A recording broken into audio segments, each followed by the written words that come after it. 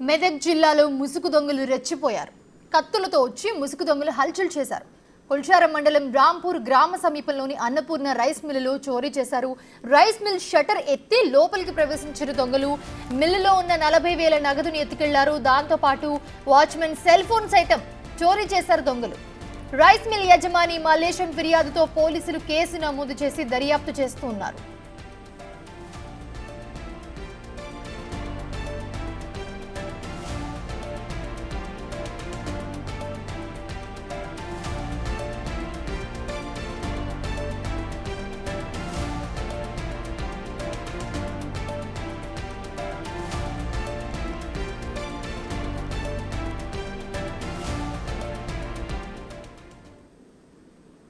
Medak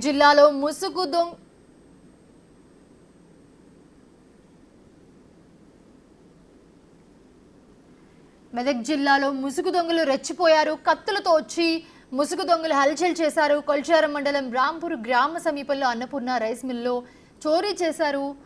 so చోరీకి సంబంధించిన visuals కూడా మనం స్క్రీన్ మీద చూస్తూ ఉన్నాము.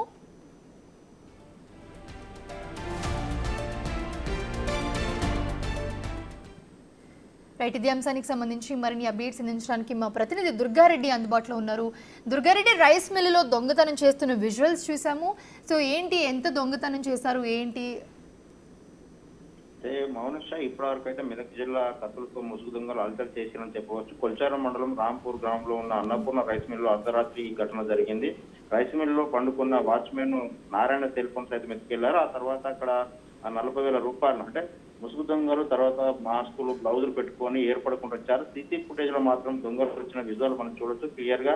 ఆ తర్వాత అదే కోణంలో కూడా 40,000 రూపాయలతో పాటు ఇంకేమైనా అక్కడ ఉన్న వాటిని దొంగిలించే ప్రయత్నం చేశారా అని కూడా ఆ కోణంలో పోలీసులు విచారణ చేపట్టారు. నిజంగానే ఒకేసారి అంటే ముసుగు దొంగలు ఆ తర్వాత కత్తులు పట్టుకొని ఎవరైనా అడ్డు వచ్చిన వాళ్ళతోటి పొడవడమే కావచ్చు, లేకుంటే ఇంకే అగత్యం చేయడానికి కూడా సిద్ధమే వచ్చినట్టుగా తెలుస్తుంది. వీళ్ళంతా మాస్కులు పెట్టుకుని ఉండడం వల్ల పోలీసులు కూడా ఆ కోణంలో సీసీ ఫుటేజ్ అనుసరించి కేసు నమోదు చేసుకుని విచారణ చేపట్టారు. ఇప్పటివరకు అయితే రైస్ మిల్కు సంబంధించిన 40,000 రూపాయలు మాత్రం ఎత్తుకెళ్లినట్లు యజమాని మాత్రం ఇక్కడ ఫిర్యాదు చేయడం జరిగింది. దాంతో పాటు కేసు విచారణ చేపట్టిన పోలీసులు మాత్రం ఆ ప్రాంతంలో మిగతా సీసీ ఫుటేజ్ బట్టి వాళ్ళు ఎక్కడి నుంచి వచ్చారు, ఏ ప్రాంతం సంబంధించిన వాళ్ళని చెప్పి కూడా ఆరోపిస్తున్నారు. నిజంగా వాచ్మెన్ పై కూడా విచారణ చేపట్టారు.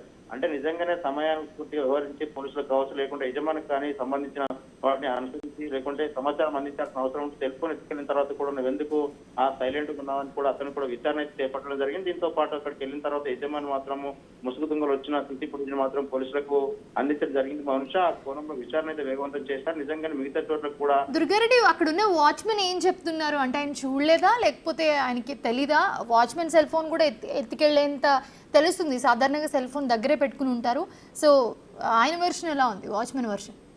అంటే వాచ్మెన్ నారాయణ మాత్రం వాళ్ళని చూసి నేను సైలెంట్ గా పండుకున్నానని కొంత వివరణ ఇవ్వడం ప్రయత్నం చేసినట్టుగా తెలుస్తుంది పోలీసులకు మాత్రం. పోలీసులు అప్పుడు మాత్రం వాచ్మెన్ నారాయణ ఉన్నాడు, నారాయణ పూర్తిగా విచారణ చేసిన తర్వాతనే ఈ ముసుగు దొంగలు ఎక్కడ వారు ఏంటి అని చెప్పి విచారణ అయితే వేగవంతం చేసే అవకాశాలు ఉన్నాయి. అర్ధరాత్రి జరిగింది కనుక ఒక 2 చోట్ల మాత్రమే మనకు సీసీ ఫుటేజ్ అక్కడ రైస్ మిల్కి వచ్చి వాళ్ళందరూ ఒక రూపటికి వెళ్ళి ఆ తర్వాత పారిపోయిన విజయాలు మాత్రం విజువల్ లో చూడొచ్చు.